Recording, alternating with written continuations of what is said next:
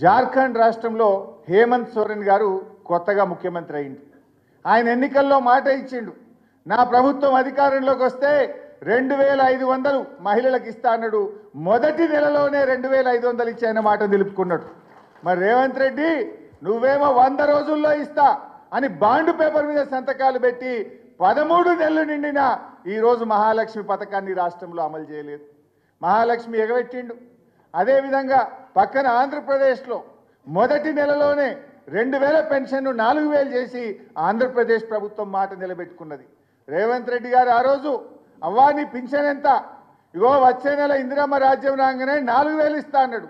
ఎన్ని నెలలు కావాలి నాయన నీకు?